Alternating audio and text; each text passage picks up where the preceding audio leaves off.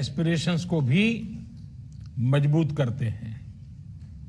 साथियों, हमें हमेशा से गर्व रहा है कि बीती सदियों में हमने दुनिया को एक से बढ़कर एक बेहतरीन साइंटिस्ट, बेहतरीन टेक्नीशियंस, टेक्नोलॉजी एंटरप्राइज लीडर्स हमने दिए हैं। लेकिन ये 21वीं सदी है और तेजी से बदलती हुई दुनिया में भारत को अपनी वही प्रभावी भूमिका और उसको निभाने के लिए और अधिक तेजी से हमें खुद को भी बदलना होगा। और इसी सोच के साथ अब देश में इनोवेशन के लिए, रिसर्च के लिए, डिजाइन के लिए, डेवलपमेंट के लिए, एंटरप्राइज के लिए जरूरी इकोसिस्टम तेजी से तैयार किया जा रहा है। अब बहुत ज्यादा जोर दिया जा रहा है क्वालिटी ऑफ एजुकेशन पर।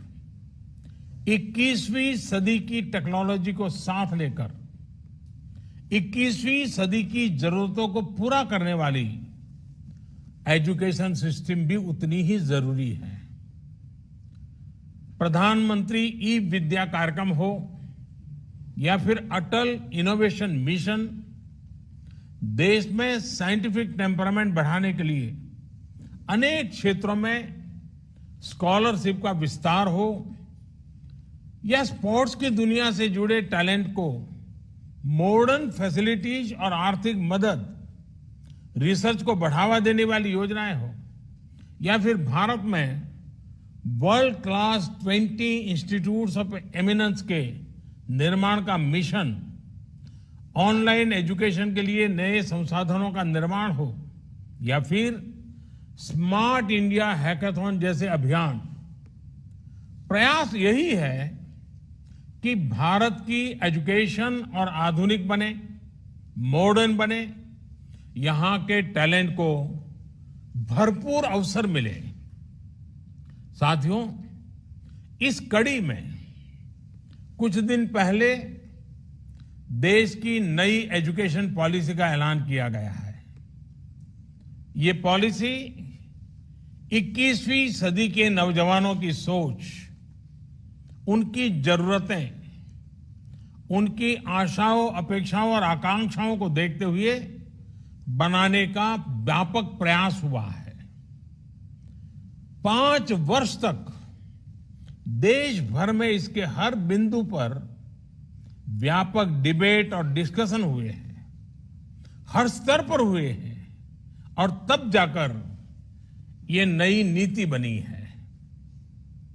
ये सच्चे अर्थ में पूरे भारत को, भारत के सपनों को, भारत की भावी पीढ़ी की आशा आकांक्षाओं को अपने में समेटे हुए नई भारत की शिक्षा नीति आई है। इसमें हर क्षेत्र, हर राज्य के विद्वानों के विचारों को समाहित किया गया है और इसलिए ये सिर्फ एक पॉलिसी डॉक्यूमेंट नहीं है, बल्कि 130 करोड़ से अधिक भारतीयों की एस्पिरेशंस का रिफ्लेक्शन भी है। साथियों, आप भी अपने आसपास देखते होंगे, आज भी अनेक बच्चों को लगता है कि उनको एक ऐसे विषय के आधार पर जज किया जाता है जिसमें उसका कभी इंटरेस्ट था ही नहीं। माँ बाप का, रिश्तेदारों का, दोस्तों का, ओवरऑल एनवायरनमेंट का प्रेशर होता है, तो वो दूसरों द्वारा चुने गए सब्जेक्ट्स मजबूरन पढ़ने लगते हैं। इस अप्रोच ने देश को एक बहुत बड़ी आबादी ऐसी दी जो पढ़ी लिखी तो है, लेकिन जो उसने पढ़ा है उसमें से अधिकांश उसके काम नहीं आता है। डिग्रियों के अंबार के बाद भी वो अपने आप में एक अधूरापन महसूस करता है। उसके भीतर जो आत्मविश्वास पैदा होना चाहिए, जो कॉन्फिडेंस आना चाहिए, उसकी कमी वो महसूस करता है। इसका प्रभाव उसकी पूरी लाइफ की जर्नी पर पड़ता है। साथियों, नई एजुकेशन पॉलिसी के माध्यम से इसी अप्रोच को बदलने का प्रयास किया जा रहा है। पहले की कमियों को दूर किया जा रहा है। भारत की शिक्षा व्यवस्था में अब एक सिस्टमेटिक रिफॉर्म, शिक्षा का इंटेंट और कंटेंट दोनों को ट्रांसफॉर्म करने का प्रयास है। Friends, the 21st century is the era of knowledge. This is the time to increase focus on learning, research, innovation. And this is exactly what India's National Education Policy 2020 does. This policy wants to make your school, college, and university experience fruitful, broad-based, one that guides you to your natural passions. Friends, you are among the best and brightest of India. This hackathon is not the first problem you have tried to solve, nor is this the last. I want you and youngsters like you not to stop doing three things: learning, questioning, solving. When you learn, you get the wisdom to question. When you question, you get out of the box methods to solve problems. When you do that, you grow. Due to your effort, our nation grows. Our planet prospers. Friends, India's national education policy reflects these spirits. We are shifting from the burden of the school bag, which does not last beyond school, to the boon of learning, which helps for life.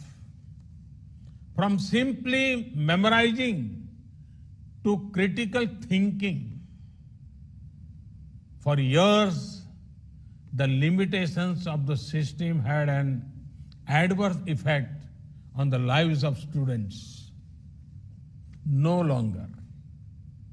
The national education policy reflects the aspirations of young India. It is not process-centric. It is people-centric and future-centric.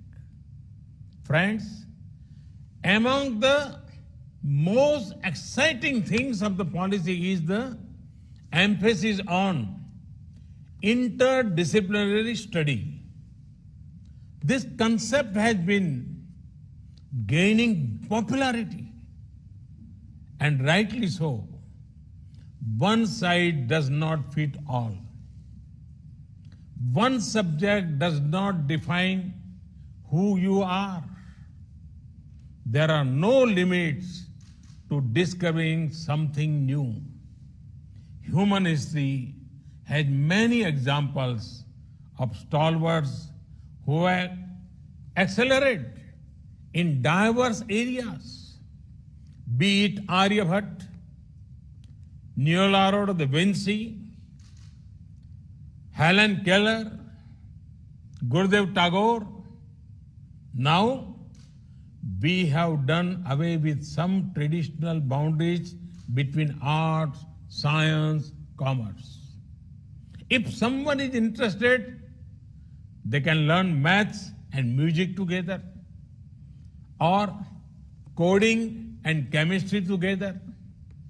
This will ensure the focus is on what the student wants to learn rather than what the student is expected to do by society. Interdisciplinary studies gives you control. In the process, it also makes you flexible. In the national education policy, flexibility has been given great importance.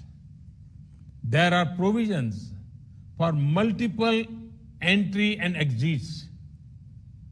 No one-way streets for students. एक सांकड़ी गली नहीं होगी अब. The undergraduate experience can either be a 3 or 4 year journey. Student will enjoy the advantage of an academic bank of credit, which will store all the academic credits acquired. This can be transferred and counted in the final degree. Such flexibility was long needed in our education system. I am happy the national education policy has addressed these aspects. Friends, national education policy is big on access to education.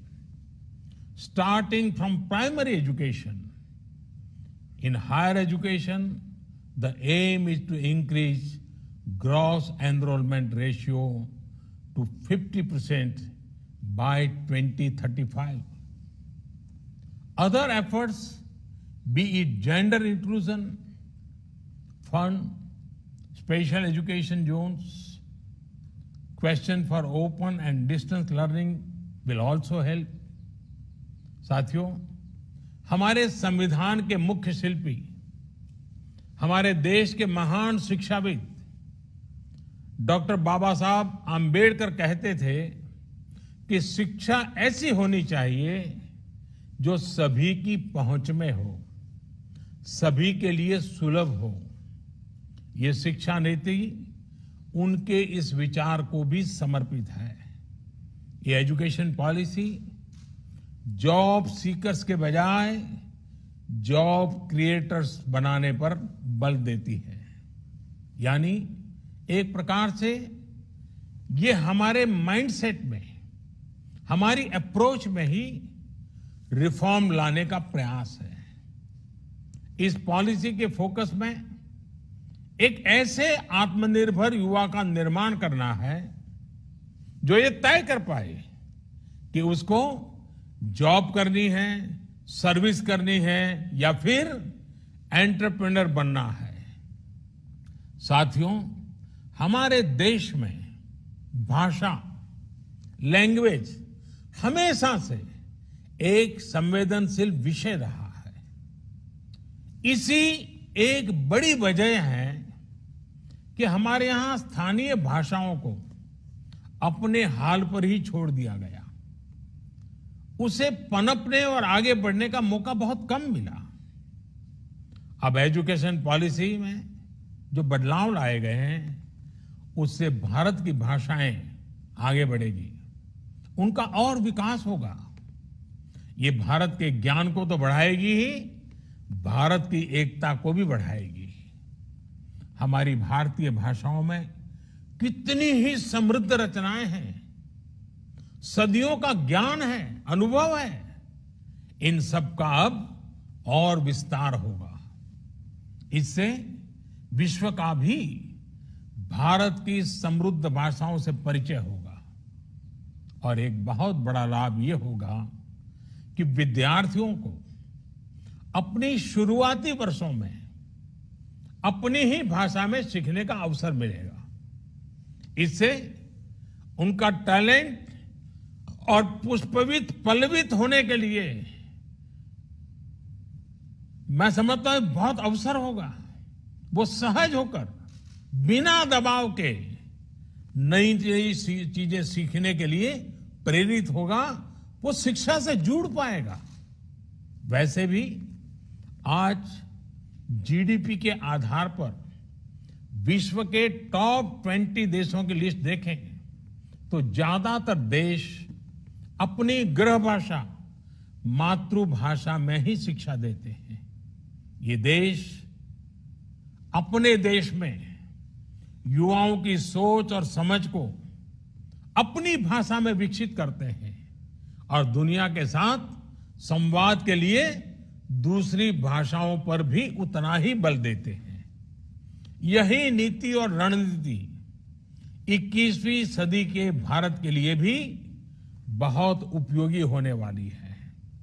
Bharat के पास तो भाषाओं का अद्भुत खजाना है, जिनको सीखने के लिए एक जीवन भी कम पड़ जाता है और आज दुनिया भी उसके लिए लालायित है।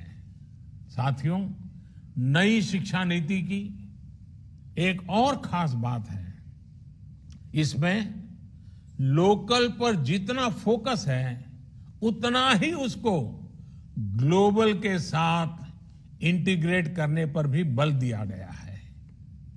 एक और, जहां स्थानीय लोक कलाओं और विद्याओं, शास्त्रीय कला और ज्ञान को स्वाभाविक स्थान देने की बात है, तो वहीं टॉप ग्लोबल इंस्टीट्यूशंस को भारत में कैंपस खोलने का भी आमंत्रण है।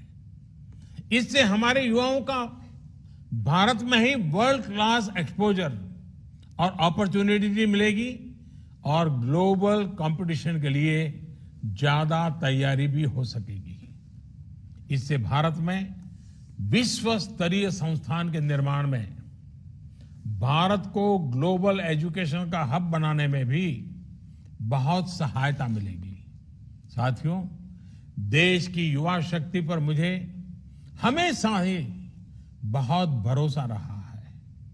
ये भरोसा क्यों है, ये देश के युवाओं ने बार बार साबित किया है। हाल ही में कोरोना से बचाव के लिए फेस शील्ड्स की डिमांड एकदम बढ़ गई थी। इस डिमांड को 3D प्रिंटिंग टेक्नोलॉजी के साथ पूरा करने के लिए बड़े पैमाने पर देश के युवा आगे आए। पीपीईज और मेडिकल डिवाइस के लिए जिस प्रकार देश के युवा इनोवेटर्स, युवा एंटरप्रेन्योर्स सामने आए हैं, उसकी चर्चा आज चारों तरफ है। आरोग्य सेतु ऐप के रूप में युवा डेवलपर्स ने कोविड की ट्रैकिंग के लिए एक बेहतरीन मीडियम देश को बहुत कम समय में तैयार करके दिया है। साथियों, आप सभी युवा आत्मनिर्भरता के लिए भारत की एस्पिरेशंस की ऊर्जा है। देश के गरीब को एक बेटर लाइफ देने के लिए, ईज ऑफ लिविंग के हमारे लक्ष्य को हासिल करने में आप सभी युवाओं की भूमिका बहुत अहम है। मेरा हमेशा से ये मानना रहा है कि देश के सामने आने वाली ऐसी कोई चुनौती नहीं है जिससे हमारा युवा टक्कर न ले सके, उसका समाधान न ढूंढ सके। हर जरूरत के समय जब भी देश ने अपने युवा इनोवेटर्स की तरफ देखा है, हमारे युवाओं ने कभी भी किसी को निराश नहीं किया है। स्मार्ट इंडिया हैकाथॉन के माध्यम से भी बीते सालों में अद्भुत इनोवेशंस देश को मिले हैं। मुझे पूरा विश्वास है कि इस हैकाथॉन के बाद भी आप सभी युवा साथी देश की जरूरतों को समझते हुए देश को आत्मनिर्भर बनाने के लिए नए नए सॉल्यूशंस पर काम करते रहेंगे। एक बार फिर आप सभी को बहुत बहुत शुभकामनाएं देता हूं। बहुत बहुत धन्यवाद।